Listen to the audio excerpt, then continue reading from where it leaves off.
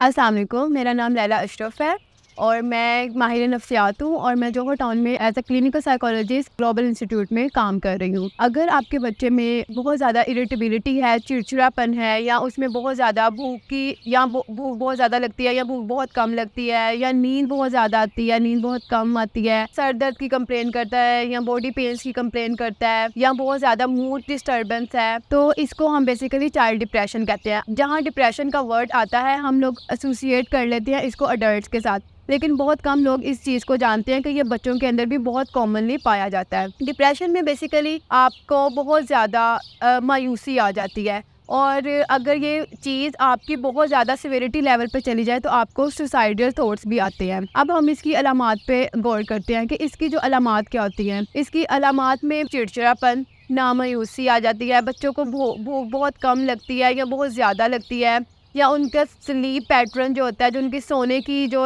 ہوتا ہے پیٹرن، وہ خراب ہو چکا ہوتا ہے، یا وہ بہت زیادہ سوتے ہیں یا وہ بہت کم سوتے ہیں۔ اس کے علاوہ وہ ہر ٹائم کمپلینس کرتے ہیں کہ ان کے پیٹ میں درد ہے، سر میں درد ہے، اور بلا وجہ روتے ہیں، بغیر کسی وجہ کے رونا شروع کر دیتے ہیں۔ چائلڈ ڈپریشن کے لیے بیسیکلی ہم پیرنٹس کو بتاتے ہیں کہ ایک فارمولا ہے جس کو اسیس کر کے وہ آئیڈینٹیفائی کر سکتے ہیں کہ ان کے بچوں کے اندر چائلڈ ڈپریشن ہے یا نہیں، اور اس فارمولا کا نام ہے سائی کیپ۔ سائی ایس سے بنتا ہے سلیپ، اگر بچے میں بہت زیادہ سلیپ پرابلمز ہیں، یا وہ بہت زیادہ سوتا ہے یا بہت کم سوتا ہے۔ آئی سے انٹرسٹ، انٹرسٹ سے یہ ہوگا کہ بچے کی جو انٹرسٹ ہوگی اس کی بیسیکلی اس کے جو فیوریٹ ٹوائز ہیں وہ ان کی طرف بھی اٹینشن نہیں دے گا، ان کی طرف بھی فوکس نہیں کرے گا۔ اور گلٹ سے مراد یہ ہے کہ بچے کے اندر کسی نہ کسی طرح کا گلٹ آ جاتا ہے، یعنی کہ میں اچھا نہیں ہوں، میں ایسا نہیں کر سکتا۔ ای سے انرجی، انرجی سے کہ بچہ ہر ٹائم لیزی رہے گا، اس کو کچھ کرنے کا دل نہیں کر رہا ہوگا۔ کنسنٹریشن، اس کو چھوٹی سی بھی ایکٹیویٹی دی جائے گی تو وہ اس پہ کنسنٹریٹ نہیں کر پائے گا۔ اے سے ایپیٹائٹ، ایپیٹائٹ سے بچے کی جو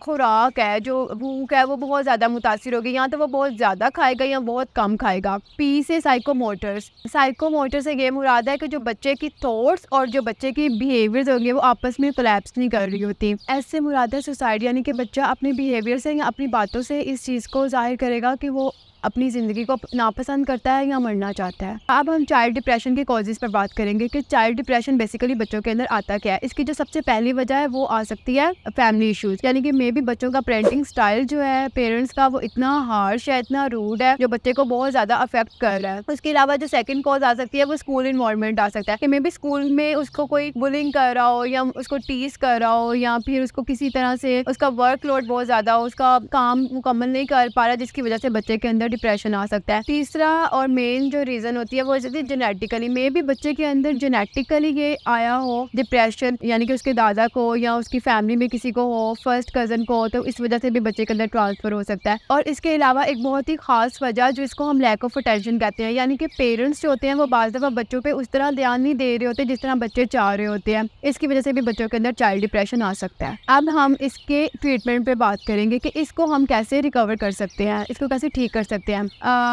اس کی جو سب سے پہلی ٹریٹمنٹ پلان، مینجمنٹ پلان آتا ہے وہ آتا ہے سائیکو ایجوکیشن۔ وہ پیرنٹس کی جو بچے کے ساتھ رہتے ہیں، اور ٹیچرز کی اور بچے کی اکارڈنگ ٹو ایج ان کی کاؤنسلنگ کر سکتے ہیں کہ کس طرح بچے کو آپ ایک سیکیور انوائرمنٹ دے سکتے ہیں، اور کس طرح آپ بچے کی اپ برنگنگ کر سکتے ہیں جس کی وجہ سے یہ ساری چیزیں اوور کم ہو سکیں۔ اس کے علاوہ جو ہم سیکنڈ تھراپی اپلائی کر سکتے ہیں وہ ہے drama therapy. Drama therapy basically یہ ہوتی ہے کہ ہم بچوں کا ایز اے تھراپسٹ اور بچوں کا رول آپس میں ایکسچینج کروا لیتے ہیں۔ اس کے تھرو بچہ جو ہوتا ہے، ہم بچے کو کہتے ہیں کہ اپنی فیلنگز ایکسپریس کرو۔ اس کے علاوہ جو دوسری مینجمنٹ پلان ہے اس میں آ جاتا ہے سوشل انٹریکشنز۔ بچے کے ساتھ سوشل انٹریکشنز بہت اچھی رکھنی چاہیے، اس کو ہمیشہ پازیٹیو وے میں ڈیل کرنا چاہیے، اور اس کو آگے بڑھنے کے لیے ہمیشہ موٹیویٹ کرنا چاہیے۔ Thank you.